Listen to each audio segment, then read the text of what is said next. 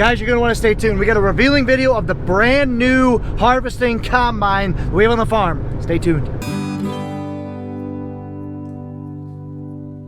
Okay guys, I'm glad I stopped in here. This is pretty freaking cool. I can't hold this any longer. I'm gonna climb up in this thing because this thing's brand spanking new. Whoo. Oh, it even smells new. Oh man. So I'm just gonna keep it as a secret right now what this actually is. But let's just start going through it, see what you guys think. So here's the cab. Obviously, it's a Case IH. It's got mini Harley bars. Don't like that they're not like twice as big, but I guess they'd run into the brake pedal. But hey, it's something to look at. Sorry, don't mind my pasty legs. Blinker right here. No A-post. Everything's on the Pro 700. Looks like we gotta get our Bluetooth puck on this thing at some point. Shouldn't be that hard to do. Ooh, looks like this thing can roll. That's fancy. I like that. Ooh, I really like that. We got a 2-speed transmission instead of all of ours. I've always had the gears. Actually, the 2588 had the gears. I can't remember what that thing. I think that thing had a dial, but I'm not sure. Oh yeah, we have that down there too. We have a nice 900 fuel trailer too.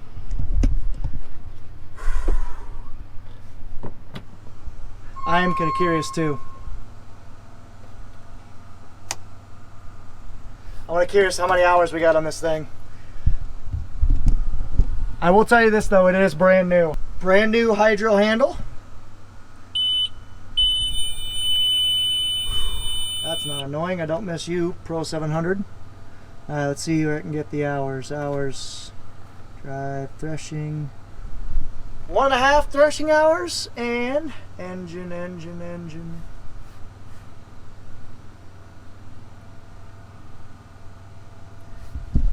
11 engine hours. Hot diggity dog. Woo-hoo-hoo. Yes, this thing is brand new, guys. First brand new combine we've had in 11 years. That was the last one. So we're really looking forward to it. Any guesses down below, guys? I haven't given it away yet. Brand new cab. Can you guys spot the differences at all? See what it is? Tell you what though, guys, this is a spacious cab. I feel like I'm farther forward, which I know I am compared to a Deere or anything else, but having all these compartments and everything behind you is slick. So we'll keep going. The hydro handle's different. It seems like it's more fly-by-wire now instead of cable. I guess I'm not sure. It still could have a cable. How the old combines worked is there's actually a wire that physically connects up to the hydro motors that controls basically how fast you're going. The newer ones, like I know all Deeres right now are fly-by-wire, so it's electric instead of a physical wire. Underrated cell phone cover right there, or cubby right here. That's handy. And just a bunch of controls. Like I said, I'm looking forward to the 2-speed transmission.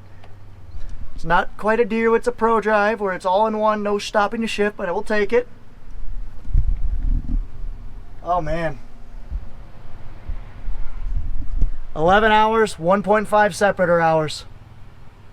This is nice. But overall, the cab is very similar to the 7088. So it's not a step function change, which is good because that's a good cab. It's a massive step up from the 2588 cab to the 7088. But they just made some small changes, like the hydro handler's better. You got the Harley bars, better transmission, more ergonomics, like the moving display. That's awesome. So we'll keep walking around, see what you guys think. See if you guys can guess what it is.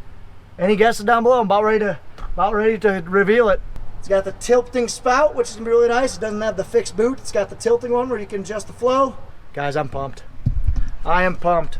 A lot of you guys wanted to go with us to go with the 8250, but we ended up going with 7150. So we ended up getting a 7150 combine. You guys are probably wondering, why didn't we go with a bigger Class 8 to almost get rid of them? Get rid of both of our combines. Well, here's the thoughts behind it. Here's the reason why Pat decided to go with the smaller chassis, to my knowledge.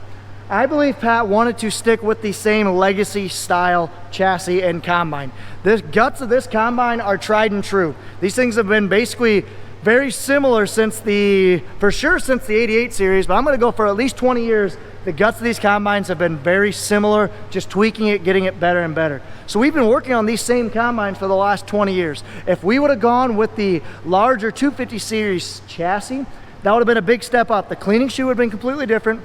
The drives and everything would have been completely different. Everything, it would have been 6,000, 7,000 pounds heavier, whereas this thing is much lighter. It's gonna float through our hills much better, less compaction. And like I said, I think the biggest thing is just we're so used to this 150 series. It's worked so well. But there also are some major benefits with the 7150 compared to the 7088 or the 2588 for that matter. So first off, I'll start with the similarities. We have the same power folding grain tank that's on our 7088 to the 7150, sorry. It's very similar. I think the grain tank might be a little bit bigger, but overall it's about 310, where I think that one's 300. Very similar grain tank. Same unloading auger, a little bit higher grain or unloading speed. I'll put it down there if it is drastically different, but same unloading speed. We get the tilting boot, the pivoting boot on this one, which that one's just rigid. So that's gonna be really nice for topping off trucks and grain carts or anything like that. It's just gonna be really handy in the hills. But the thing is that the thing that I am the most excited about compared to these two combines is this thing has a side hill capability. So for those of you guys who don't know, we farm some pretty incredible side hills and some hills that we farm. It's gonna be, it's a lot to deal with. And what this thing has is what's called a sidekick. At least that's what I'm calling it. I don't know if that's a technical term, but what it does is, it's this contraption right here. What this means is it's got a sidekick. So what it's doing is, in the sieve, as the sieves are shaking back and forth, when we're on a side slope, on a conventional combine, the grain's gonna fall downhill and it's gonna overload certain bays. Because what I mean by that is, when grain comes out of the rotor, it goes on the cleaning chute to get threshed out. And the sieves aren't on this one. But basically, it needs to have an even distribution across the sieves to be able to have your highest capacity. If you overload one side, that side's gonna walk it out the back much sooner than your side that's uphill, that's gonna be nothing there. You're not gonna lose anything out of that bay. So the key thing with this sidekick is that when you're on a side slope, it's gonna kick it uphill. I'm not sure exactly how it's gonna work yet. I'm really kind of curious to learn about it. But as this actuator, right now we're kicking even, but as this actuator extends, it's gonna kick it one way or the other. So as we're going uphill, it's gonna kick it uphill and try to keep the bays even and not overload one side and walk it out the back. That's going to be awesome. There's also another feature that I'm not gonna talk about yet because I don't know if we got it yet. It wasn't standard to this combine, but we might, what I was told, we got a prototype part from Case IH. I don't know if I'll be able to talk about that yet, but we'll see. But either way, this thing is literally way over needed, or this thing has been needed for a long time. I don't know if this thing has cross auger kickoffs yet. Just by looking at this, I don't think it does. So in the flagship series, you can actually shut off your cross augers independent of your unloading auger. That basically just saves your drives over time. So how the unloading system works, you have your cross augers, which kicks all the grain out to this vertical auger, and then that goes out in your main unloading auger. In the 250 series, you can actually shut out the two cross augers, which are these two drives. We're just looking at the drive scheme. Power comes in from the engine, drives your unloading auger, drives your two vertical augers, or two cross augers, and then that's your idler to keep tension. So I don't think we have that feature, but that is not a game changer. That's all right. When we went with the 150 series, we did make some trade-offs. We don't have quite as big a grain tank. We don't have quite as big of unloading rate. But like I said, the purchase price was significantly cheaper. We actually bought this thing at the end of last year. So we actually got a pretty good deal on it. It has 600 tires on the back. So they are smaller than our 750s, but they should be able to straddle the rows a little bit better. Still not the greatest. I thought they'd be sucked in a little bit more. That's all right. I believe we have 550 front duals, 520 front duals. So 520 front duals, which are a little bit different than, I believe there's 620s on the 7088. Could be wrong again. Maybe they look about 520s. Yep, okay, so same front duals, but the back, this is a 750, 28L. standard. I don't know standard. I think it's basically a 750 or 720. But this one's a much smaller rear tire. It does have full-wheel drive, which all of our combines around here do. It is an absolute necessity for us. We need full-wheel drive for our machines. It's a fact of life climbing these hills. It does have a new engine in it. I'm not entirely sure what the engine is, but I know it's not the Cummins like it's in the 7088 and 25. It's an FPT something. It does have DEF. This thing, unfortunately, is going to drink the DEF like it's its job, and that's part of the reason why we bought that Beck fuel trailer, or the Thunder Creek fuel trailer from Beck's. I'll get into that a little bit later, but we do have a fuel trailer because we're going to be using probably 20 to 30 gallons of DEF a day. So that's 4 to 6 jugs of DEF a day, which is a lot. So this thing is going to use a lot of DEF, unfortunately, but that's just the name of the game. We're trying to get farmers as a whole are trying to get better. We're trying to be better and stewards of the land, and having DEF on there provides much cleaner emissions. So, right, long, or indifferent, that's the way it is. It's government mandated, but that's what it is. This thing does have about 50 more horsepower on the 7150 compared to the 7088, but I have a feeling some of that horsepower is going to be lost due to the emissions system. So, in theory, we should be able to run this thing a little bit faster than the 7088. But the 7088 is also may or may not have been turned up a little bit, so we might lose a little bit of productivity. But not a lot. They're going to be very similar because, like I said, this thing is stock 50 more horsepower than the 7088. Here's the stock of what the 7150 is.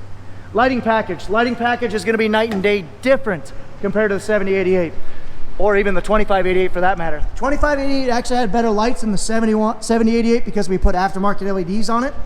This thing just has its plain old yellow schmello lights, whereas this thing has the full LED light package. See those two, that one right there, and there's one similar on the other side?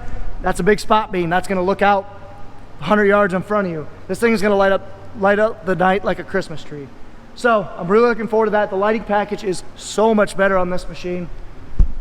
Oh man, and they just got it delivered a couple days ago. So like I said, I just coming home from doing chores, checking cattle with Carl, and you can kind of see I'm not dressed for it, but I wanted to take a look at it. I saw we had 3 combines in here, and I was like, yep, I got to take a look. No doubt.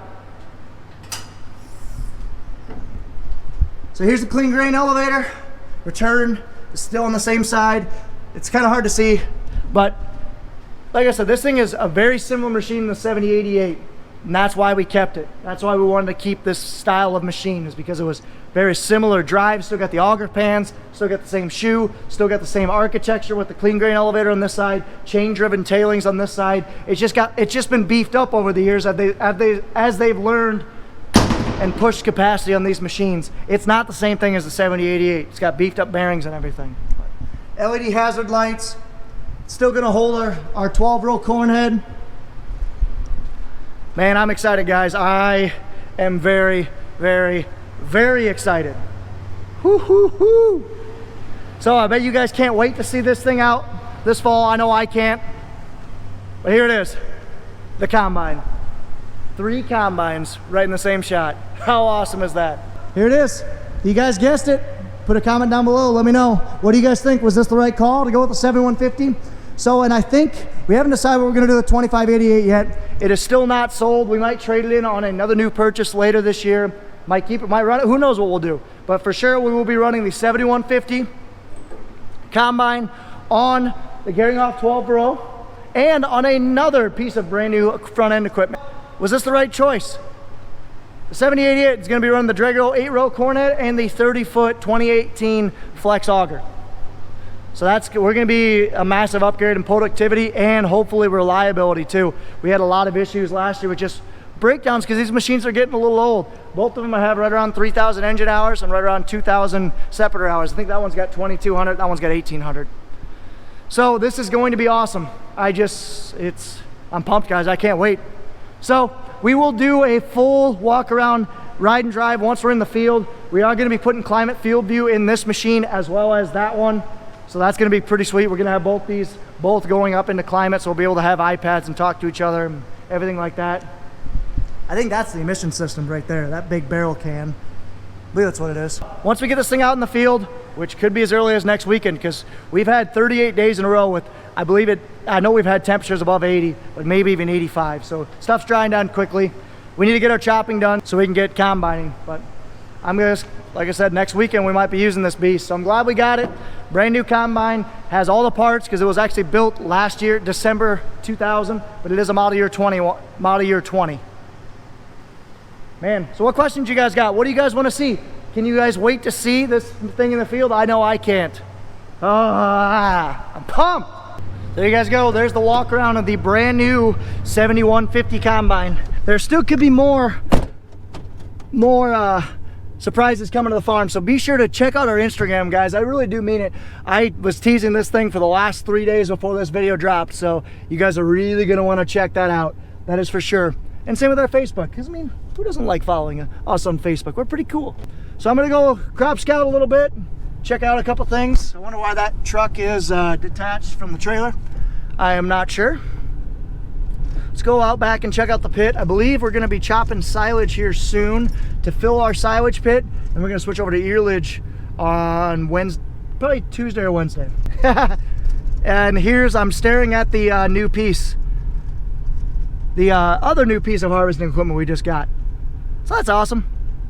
Welcome home, buddy. I'll show you. That'll be another video later. So I do know the pit is officially finished.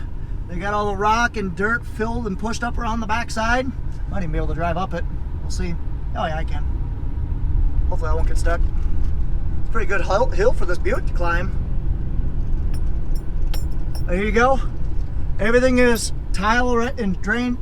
Tile and rock is put around the outside just like a frame of a house. So we're gonna be ready to crown the silage pile, and we'll tarp it probably in a couple days, and then we're gonna fill up the earlage pile later this week. So that's gonna be awesome. And then hopefully by the weekend we'll be harvesting some corn. Corn's gonna be our first thing that we harvest. Let's see if I make it down this. Oh yeah.